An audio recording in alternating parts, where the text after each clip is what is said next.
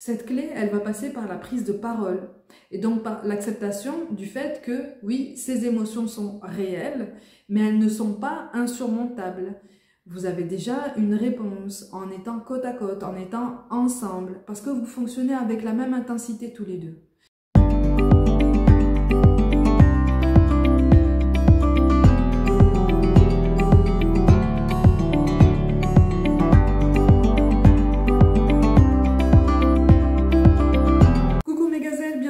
Suite de cet horoscope amoureux pour les mois de mai et juin, j'espère que vous allez bien. On continue avec vous les scorpions et n'hésite pas comme d'habitude à visionner la guidance de ton ascendant et de ton signe lunaire. Je rappelle que c'est une guidance générale qui est censée t'aider à comprendre une situation, à faire un choix ou à comprendre un petit peu ton mode de fonctionnement pour voir un petit peu ce que tu peux changer et ce que tu peux mettre en valeur pour justement avancer dans un mieux-être. Visiblement, tu te sens bloqué justement dans une situation. Tu hésites à prendre une décision ou en tout cas, tu as la sensation en fait d'être dans une impasse. Tu aimerais bien avancer, tu aimerais bien arranger les choses avec quelqu'un, mais alors soit c'est toi qui es en colère contre quelqu'un, soit c'est cette personne qui l'est, c'est fort, hein, c'est très intense, hein, c'est vraiment très très intense. Hein. On vous parle d'une trahison, ou en tout cas d'un sentiment de trahison, comme si ça avait été la trahison de trop, tu vois, comme si ça avait été la trahison de trop, donc l'un de vous deux en fait ressent comme un ras-le-bol. D'accord? Donc l'un de vous deux est en train de saturer par rapport à votre lien, par rapport à votre relation. Pourtant, les sentiments sont là en fait. Hein. Vraiment, hein. On n'est pas simplement sur un attachement ou sur un début de tendresse, on est quand même sur des sentiments amoureux. Mais c'est une relation tumultueuse. Hein. Ouh, c'est aussi passionné que tempétueux. C'est épuisant. C'est épuisant. Là, c'est en train de vous épuiser tous les deux. Et ce qui est terrible, c'est que sur mai-juin, même si l'un de vous deux est en colère, vous souhaitez tous les deux une réconciliation, ou en tout cas, vous souhaitez tous les deux apaiser les tensions. Malgré tout, attention, parce qu'il risque d'y avoir une petite stagnation due à une mauvaise compréhension, là, une très mauvaise communication et une très mauvaise aussi expression de ce que vous souhaitez, chacun de vous deux. C'est une relation qui vous pousse à plonger dans votre émotionnel et dans votre historique émotionnel, dans votre histoire, mais aussi votre passé amoureux avant de vous connaître tous les deux. On est vraiment sur une rétrospective un petit peu plus complète que ce que tu penses. Attention parce que sur mai et juin, il pourrait y avoir des semblants de réconciliation qui vont rester très superficiels, hein, d'accord? On va rester sur du charnel. On va rester sur du charnel parce que c'est comme si vous alliez avoir, pardon, hein, mais c'est comme si vous alliez avoir la sensation de vous comprendre entièrement à ce niveau, en fait. C'est très particulier. Et avec les mots, la communication passe beaucoup moins bien, ok? Donc en fait, sur mai-juin, on est sur un passage à vide. Je rappelle que c'est un passage à vide qui est temporaire, hein, d'accord? C'est temporaire, en tout cas... quelqu'un est nostalgique, alors l'un de vous deux est nostalgique, l'un de vous deux est en colère. Il va falloir faire un pas en avant, hein, de toute façon. Il va falloir faire un pas en avant et essayer d'entretenir une positivité alors dans votre état d'esprit. Alors que tu sois la personne en colère ou celle en attente, si c'est à toi que cette guidance arrive, on est vraiment en train de t'encourager à essayer d'aller prendre un petit peu la température par toi-même. Si tant est que tu puisses le faire, hein, d'accord ? Parce que là, le blocage est vraiment mutuel. Hein. Là, il est vraiment mutuel, il est réciproque.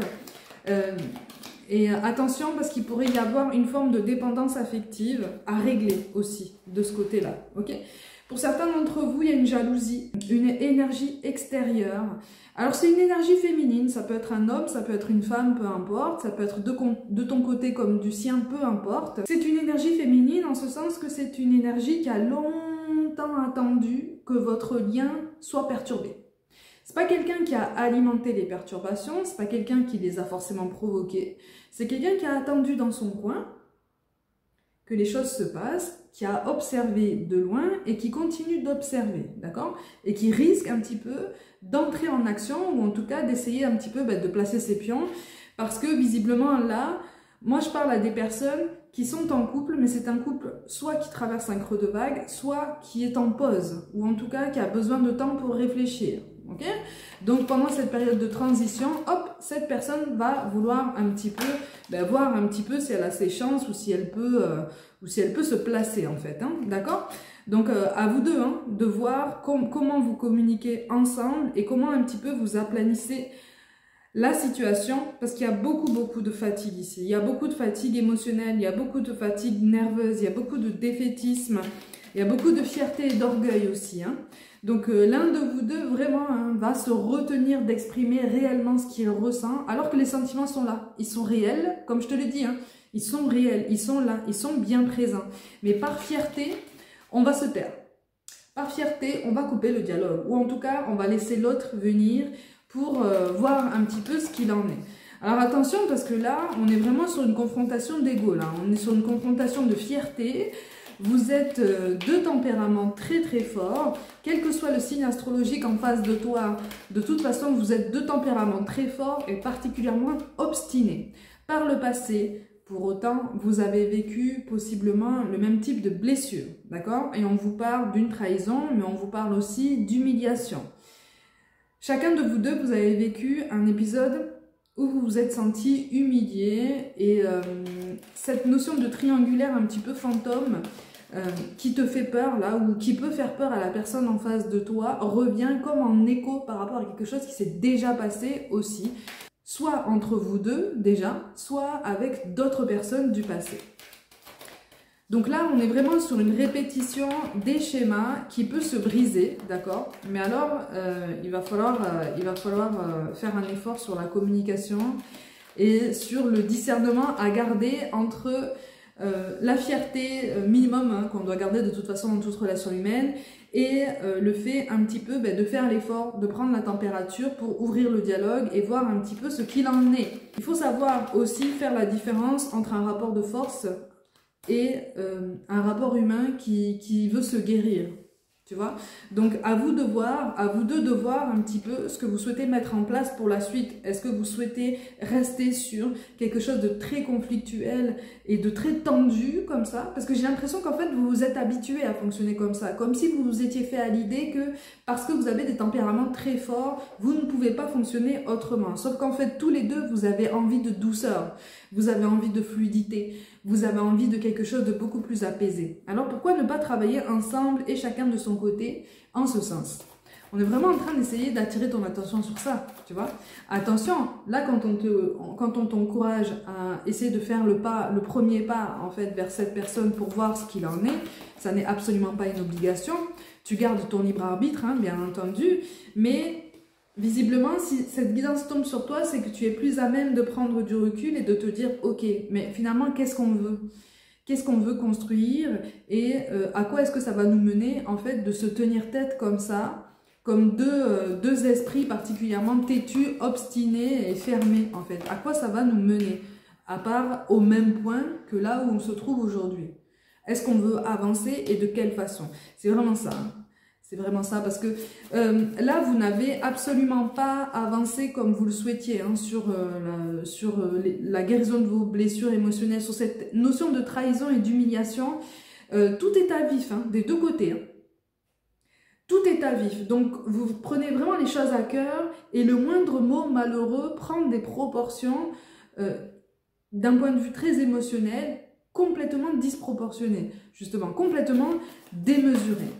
Donc, on t'invite vraiment à essayer de voir un petit peu ce que vous pouvez faire en ce sens pour arranger les choses, pour apaiser la situation. Vous êtes dans une fin de cycle de tourmente, d'accord? C'est pour ça que je te dis que là, je parle à des personnes qui ont quelqu'un dans le cœur, l'amour est réciproque, les sentiments sont mutuels, mais pour l'instant, vous êtes restés sur d'anciennes versions extrêmement blessées, comme si, en fait, inconsciemment, vous vous étiez chacun appelé à l'aide pour vous guérir. Vous voyez? Et comme vous avez projeté tous les deux vos espoirs et vos attentes sur l'autre, en fait, ça a créé une espèce de codépendance affective, la fameuse codépendance dont je te parlais tout à l'heure, qu'on t'encourage à mettre un petit peu en lumière pour la désamorcer de suite, en fait. pour la désamorcer, parce que là, il est encore temps, hein.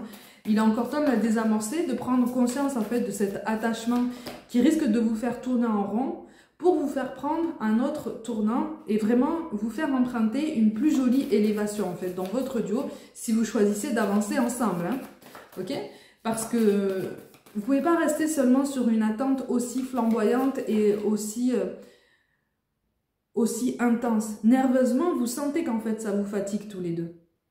Nerveusement, même au niveau émotionnel, au niveau physique aussi, ça a même un impact pour l'un d'entre vous, visiblement, depuis un certain temps, ça a un impact aussi sur sa productivité au travail.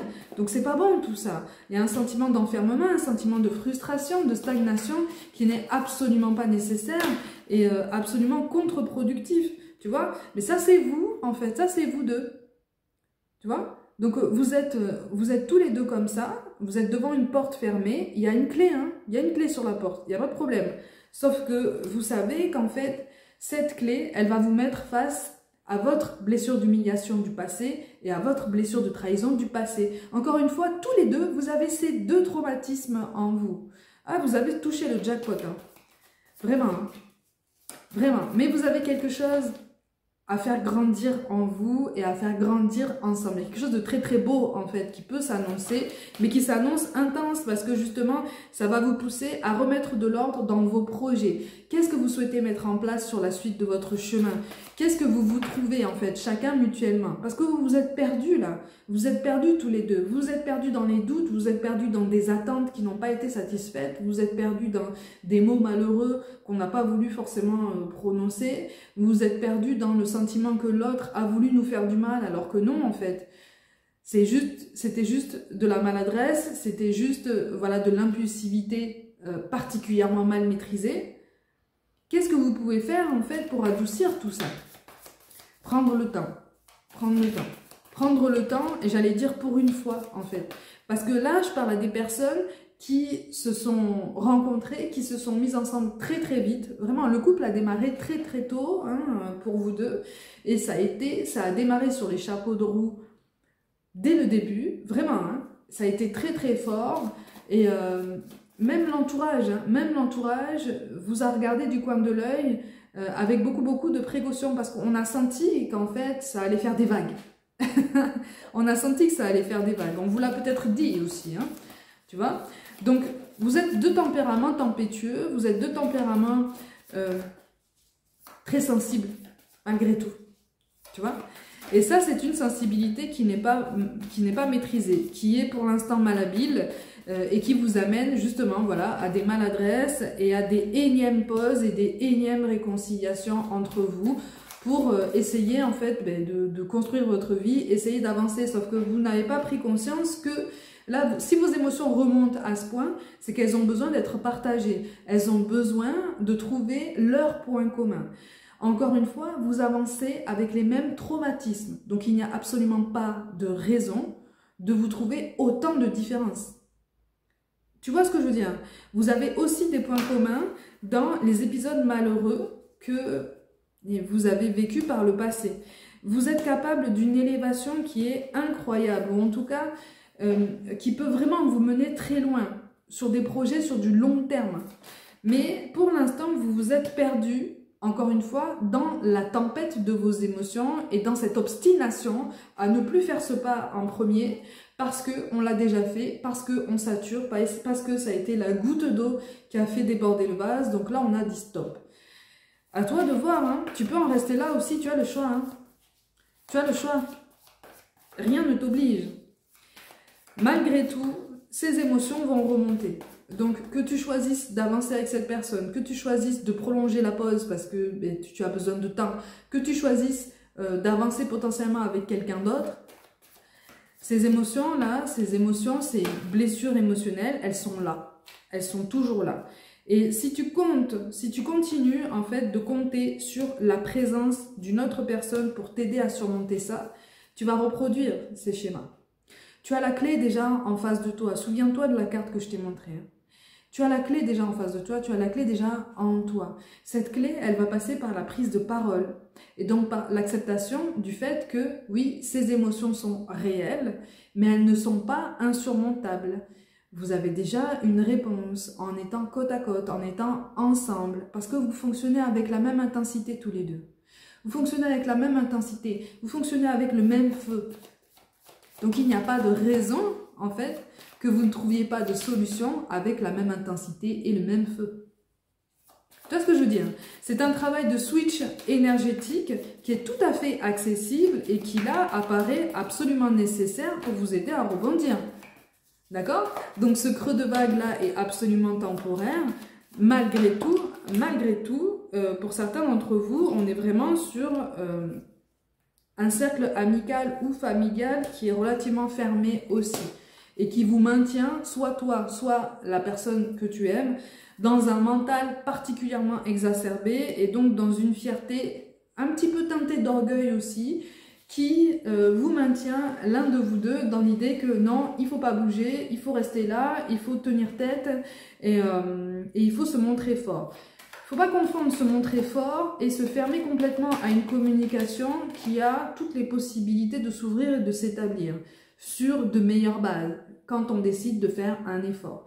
Je le rappelle, je parle toujours de relations dites classiques, d'accord? Donc je ne parle pas de relations toxiques ou malsaines ou pire que ça, ok? Jamais je ne parle de ça, d'accord?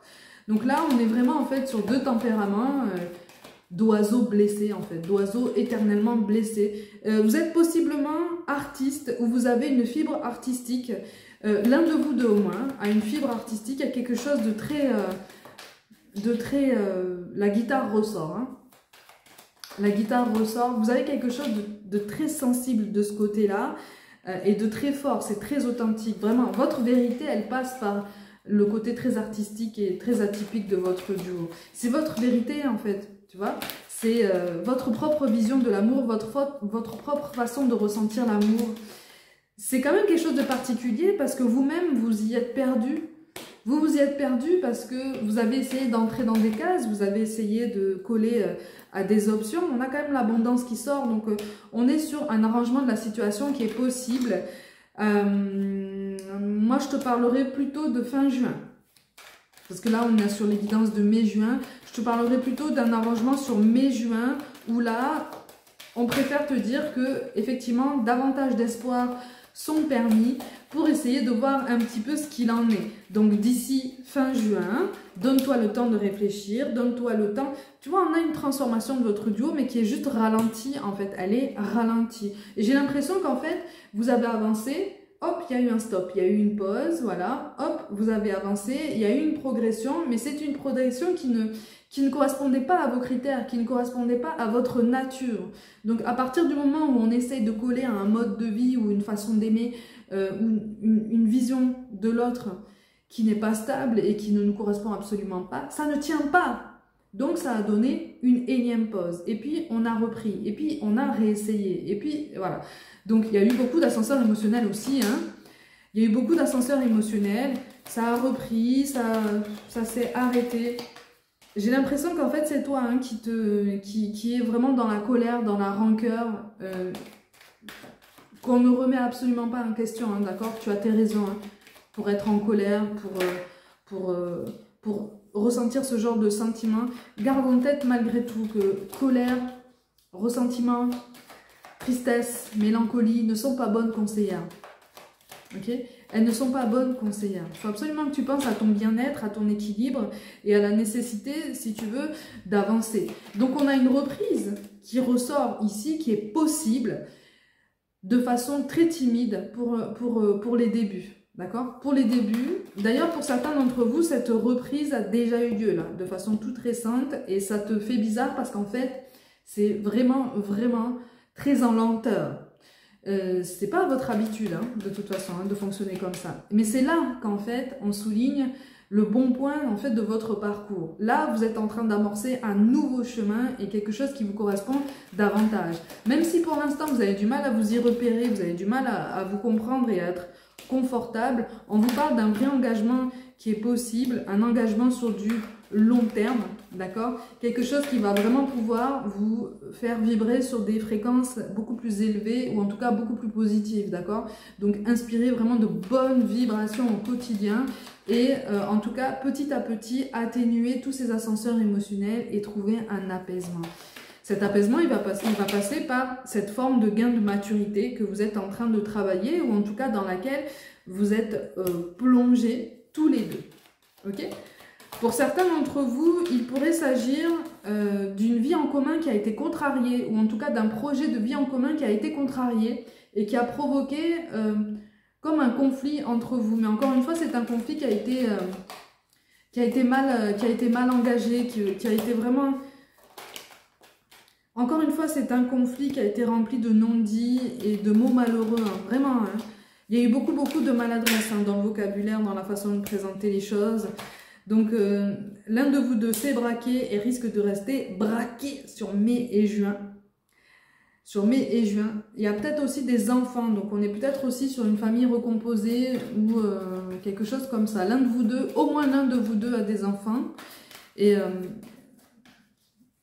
c'est comme si on avait eu des doutes au dernier moment, en fait. Hein. Voilà, on te dit, hein, tu connais déjà ton âme sœur. Donc, en fait, tu es vraiment... Voilà.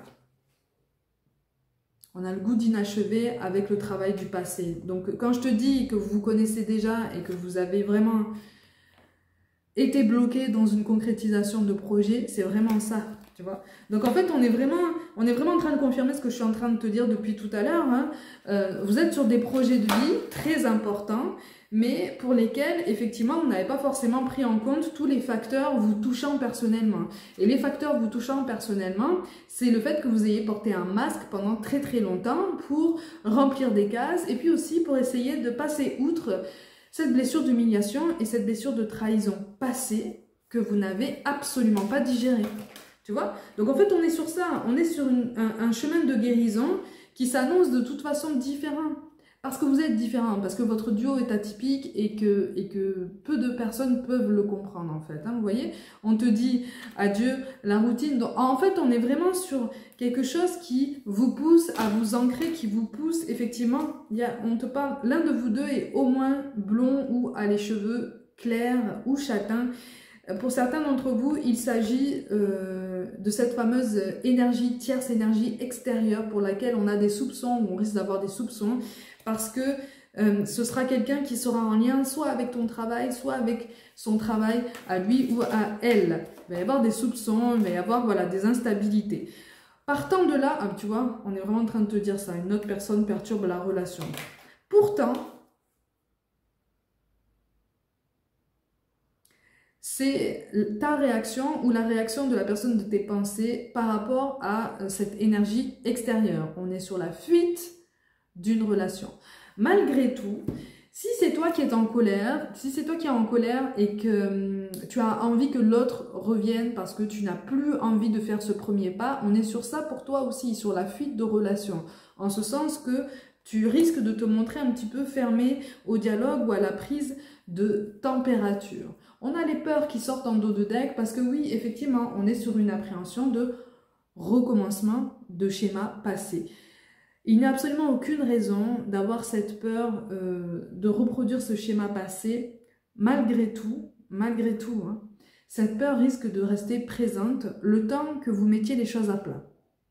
On est vraiment en train de vous dire que votre couple, votre duo mérite de mettre les choses au clair, mérite de parler, d'échanger, de vous apporter mutuellement les réponses que vous souhaitez avoir en fait, vous voyez? Parce que tous les deux vous vous posez des questions, tous les deux vous êtes dans l'amour, dans le sentiment, mais vous vous sentez bloqué. C'est comme si vous vous disiez, mais finalement on s'aime, mais on se déchire. Comment ça se fait en fait? Comment ça se fait? Parce que vous êtes en souffrance et parce que vous mettez trop de projections en termes de guérison émotionnelle l'un sur l'autre. Donc vous pouvez être fusionnel sur d'autres plans et même d'un point de vue très général, mais à partir du moment où vous attendez que l'autre vous apporte des réponses réconfortantes pour guérir cette blessure, vous serez toujours dans cette codépendance émotionnelle qui va vous faire répéter les schémas.